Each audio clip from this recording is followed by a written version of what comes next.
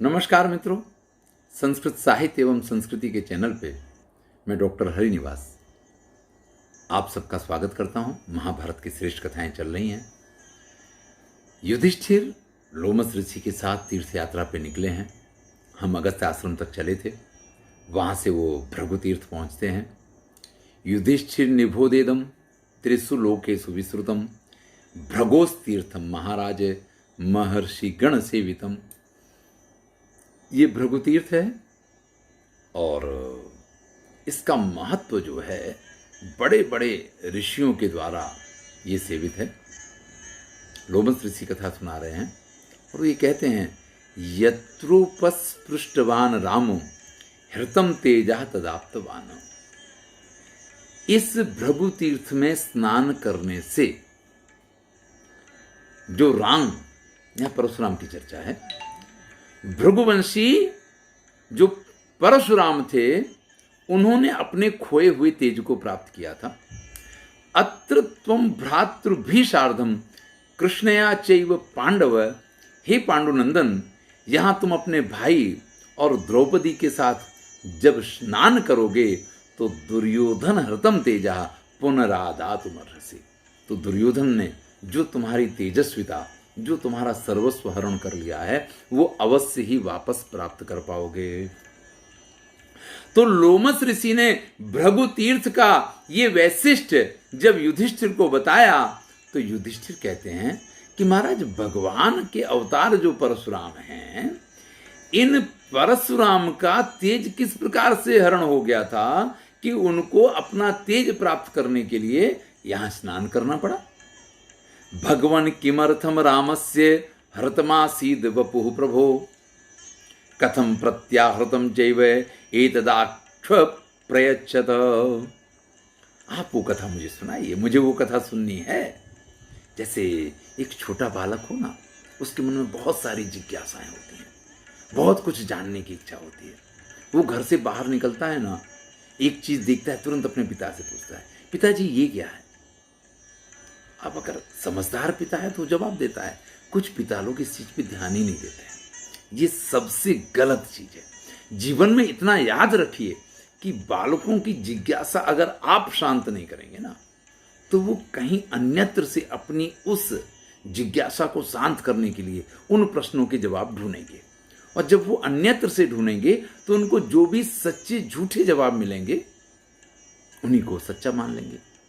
इसलिए अगर बालक कुछ प्रश्न करते हैं तो माता पिता की जवाबदारी बनती है कि उनके प्रश्नों के योग्य और सटीक और सच उत्तर दें।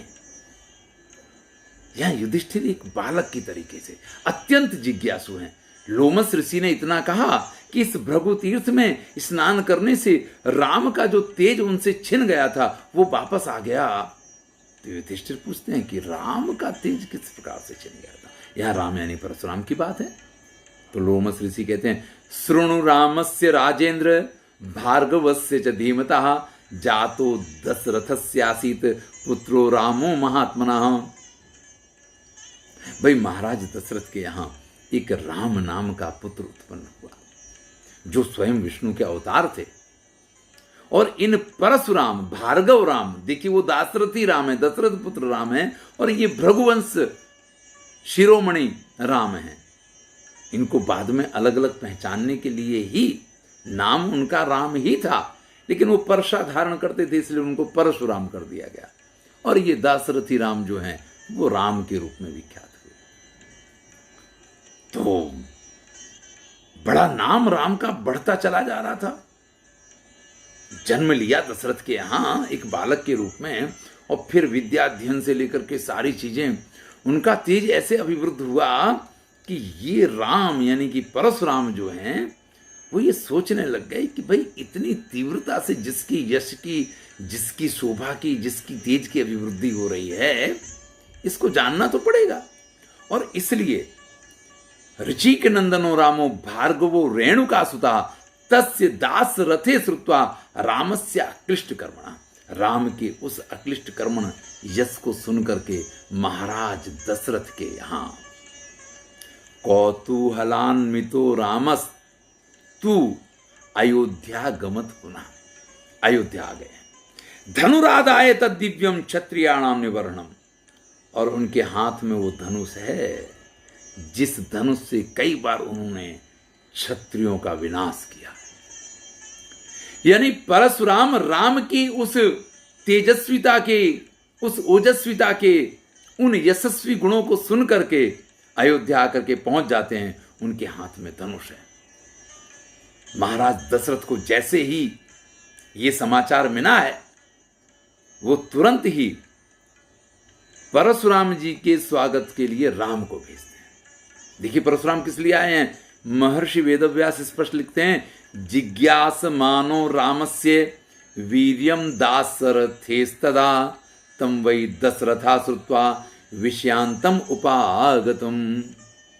परशुराम के आगमन का समाचार मिला है, दशरथ बेचैन हो गए, क्योंकि इनका यश तो इसी रूप में फैला है कि बड़े बड़े क्षत्रियों का इन्होंने विनाश कर दिया है। प्रेषयामास रामस्य रामम पुत्रम पुरस्कृतम, तो राम यानी परशुराम के स्वागत के लिए अपने पुत्र राम को भेजते हैं। देखिए जो कथा चल रही है, सुनने वालों के मन में बड़ी ही इस प्रकार की भावना जागृत हो रही होगी कि भाई ऐसी कथा तो रामायण में नहीं मिलती है। रामायण में तो किसी अन्य रूप में ये कथा पाई जाती है कि भाई जब शिव का धनुष तोड़ दिया और तब वहां आकर के पहुंच गए हैं परशुराम। देखिए तुलसीदास ने ऐसा लिखा है। वहां पे महर्षि वाल्मीकि ये लिखते हैं कि सीता के स्वयंवर से जब राम वापस आ रहे हैं, सीता को विदा करके आधे रास्ते में पहुंच गए हैं, अयोध्या पहुंचने की तैयारी है, बीच में आंधी की तरह आकर के पहुंच जाते हैं। और यहां तो बिल्कुल ही अलग ढंग से बात चल रही है। यहां पे तो ये कहा जा रहा है कि जब उनके यश का, लेकिन बात एक ही है, कथानक एक है। कथानक क्या है कि परशुराम और राम का सामना होता है, ये कथानक है। कहां हुआ, जनक के यहां हुआ, ये महत्वपूर्ण नहीं है। बीच मार्ग में हुआ, ये महत्वपूर्ण नहीं है। अयोध्या में आके हुआ, ये भी महत्वपूर्ण नहीं है। निर्णय तीनों कथाओं में एक ही आएगा कि राम के सामने परशुराम हतप्रभ हुए, परास्त हुए, ऐसा तो नहीं कह सकते क्योंकि युद्ध तो हुआ ही नहीं है। हाँ, उन्होंने जो कहा राम ने वो करके दिखा दिया है। तो कथानक अगर अलग रूप में पाया जाता है तो इससे बेचैन ना हो, कथा को सुने। जहां जिस रूप में ये कथा कही गई है, मैं उसी रूप में आपको सुना रहा हूं। इसमें एक सत्य है, एक मिथ्या है, इसका कोई कारण नहीं है। देखिए मूल जो होता है, कथानक का जो मुख्य आशय होता है, वो बदलना नहीं चाहिए, वो बिगड़ना नहीं चाहिए, और इसके बाद बाकी जो भी परिवर्तन है वो करने का प्रत्येक कवि को एक तरीके से अधिकार होता है। महर्षि वेदव्यास इस कथा का वर्णन करते हुए लिखते हैं कि इक्ष्वाकुनंदन राम परशुराम के स्वागत के लिए पहुंचे हैं, लेकिन परशुराम का क्रोध और उनका आक्रोश देखते हुए राम प्रणाम करने के बाद उनसे ये पूछते हैं कि ऋषिवर कहिए, मैं आपका क्या कार्य करूं? तो उसी क्रोध में परशुराम कहते हैं, अलंबई व्यपदेशे ने धनुरायच्छ राघव, ज्यादा उपदेश देने की जरूरत नहीं है, ज्यादा चर्चा की जरूरत नहीं है, ये धनुष लो और इस धनुष के ऊपर बाण चढ़ाओ। ततो जग्राहरोषेण क्षत्रिय सूदन रामो दासरथिर दिव्यम हस्ताद रामस्य कारमुकम। राम को भी क्रोध आ गया है। देखिए यहां राम जो है स्वाभाविक रूप से बताया गया है कि क्षत्रिय उसको क्रोध नहीं आए, ऐसा नहीं हो सकता है। तो राम को क्रोध आ गया है और उन्होंने परशुराम के हाथ में से धनुष ले दिया है।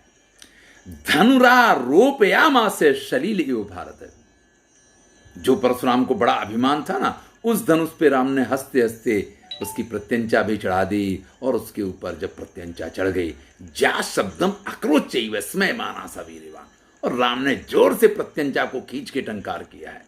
इसके बाद भी परशुराम का न तो क्रोध शांत हुआ और न अभिमान उतरा। ऐसे में वो एक दिव्य बाण जो है वो राम को देते हुए कहते हैं कि तुमने प्रत्यंचा तो चढ़ा दी, अब इस बाण को चढ़ाओ। लोमस ऋषि कहते हैं कि राम ने इस प्रकार से जब उनको देखा है तो राम को अत्यंत क्रोध आया। उन्होंने कहा है, त्वया अधिगतम तेजः क्षत्रियेभ्यो विशेषतः पितामह प्रसादेन तेन माम चिपसि ध्रुवम। अरे आपको अपने पितामह ऋषि से इस प्रकार की तेजस्विता क्या प्राप्त हो गई, आपने कुछ क्षत्रियों का वध क्या कर दिया, आप तो पता नहीं क्या समझने लग गए हैं। आप मेरे ऊपर क्षिपसि ध्रुवम इस प्रकार से ये व्यवहार करने का क्या कारण है, आप ऐसा क्यों कर रहे हैं। और इतना कहते कहते राम ने उस धनुष के ऊपर वो बाण चढ़ा दिया है, दर्पपूर्णोऽसि भार्गव। और राम ने कहा है कि आपका जो भी अभिमान है ना उसको मैं। और इसके बाद राम परशुराम को अपना वो दिव्य स्वरूप दिखाते हैं। वो विष्णु के अवतार हैं, सूर्य उसमें है, चंद्रमा उसमें है, आदित्य, जितने देवगण हैं सभी उसमें दिखाई देते हैं। और उसके बाद राम ने जब उस बाण को छोड़ा है तो वो बाण वहां से निकल के जो परशुराम का पूरा तेज था, जो परशुराम की पूरी औरा थी, उस सब को नष्ट कर देता है। और उस सब के नष्ट होने के बाद सरामम विह्वलम कृत्वा तेजश्चाक्षिप्य केवलम आगच्छत् ज्वलितो वाणो राम बाहु प्रचोदितः। महर्षि वेदव्यास लिखते हैं कि राम के हाथों से चलाया हुआ वो तीर परशुराम के समस्त तेजोमय विश्व को नष्ट करके मात्र परशुराम का शरीर ही रह गया है। इस प्रकार की स्थिति में उनको छोड़ करके वापस आ जाता है। परशुराम अत्यंत विह्वल हो गए हैं, बिल्कुल अचेतन जैसी स्थिति हो गई है, क्योंकि जिसके पास सब कुछ हो और सारा तेज और सारी कांति उसकी विनष्ट हो जाए तो उसकी क्या दशा हो सकती है। ऐसे में उनके जो पितामह हैं, जो उनके पितर हैं, वो उनसे कहते हैं कि बधूसर कृता हुयाम तत्रो उपस्पृश्य तीर्थेषु पुनर्वपु अवाप्स्यसि। आप वधूरस से निर्मित जो भृगु तीर्थ है वहाँ जाइए, और वहाँ जाकर के आप जब स्नान करेंगे तो पुनः आपको अपना वही दिव्य तेजस्वी शरीर प्राप्त हो जाएगा। और तब भगवान परशुराम ने यहाँ आकर के दीप्तोदम नाम तत्तीर्थम यत्र ते प्रपितामह भृगुर्देव युगे राम तप्तवानुत्तमम तपः, इस तीर्थ में आकर के स्नान करते हैं।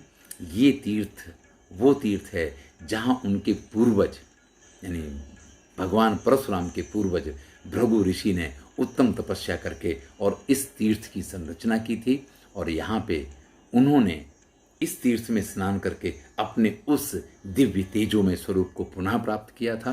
तो हे युधिष्ठिर, अगर आप भी द्रौपदी और अपने भाइयों के साथ यहाँ स्नान करोगे तो दुर्योधन ने जो तुम्हारी संपत्ति और तुम्हारी तेजस्विता का अपहरण कर लिया है वो सब कुछ तुम्हें वापस प्राप्त हो जाएगा। आगे की कथा अगले वीडियो में सुनेंगे। मैं हूं डॉक्टर हरिनिवास और चैनल का नाम है संस्कृत साहित्य एवं संस्कृति।